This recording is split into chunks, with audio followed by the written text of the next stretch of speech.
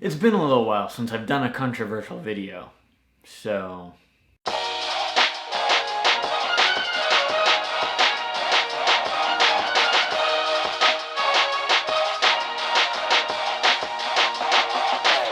Romans 1:18 through 23 says, "The wrath of God is being revealed from heaven against all the goodness and wickedness of the people, who suppress the truth by their wickedness.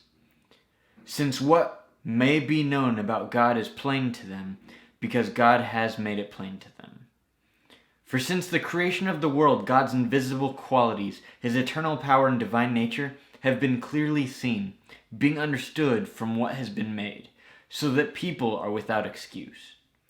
For although they knew God, they neither glorified him as God nor gave thanks to him, but their thinking became futile, and their foolish hearts were darkened. Although they claimed to be wise, they became fools, and exchanged the glory of the immortal God for images made to look like mortal human beings and birds and animals and reptiles."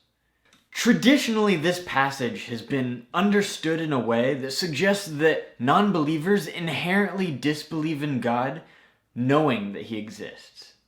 Indicated by the part of the passage that says it has been made known to them, Christians tend to think that that means that it's pretty plain and clear that God exists, and non-believers just arrogantly refuse to accept the fact that he exists.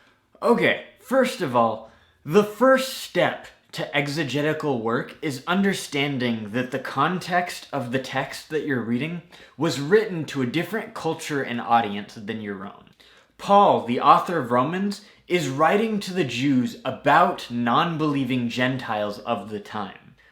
I think it's exegetically irresponsible to take a text that was written in a specific time about a specific group of people and take that to be objectively true beyond just what it's talking about.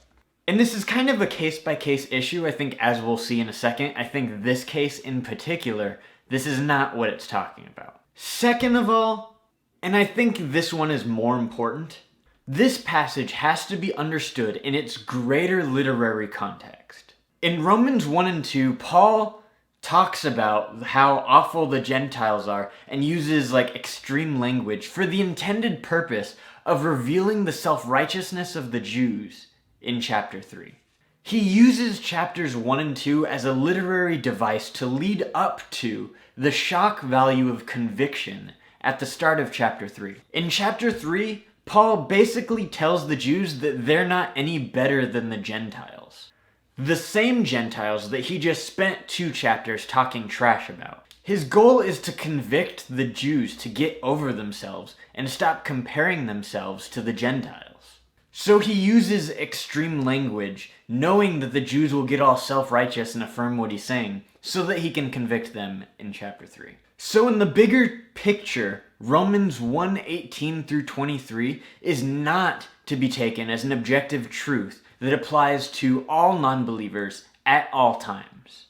Now, I'm not saying that there aren't non-believers that are like this, that just can't accept the fact that they've lost an argument that points to God. It does happen. What I am saying is that we shouldn't let this passage affect our theology in a way that makes us assume that non-believers are ingenuine in their position.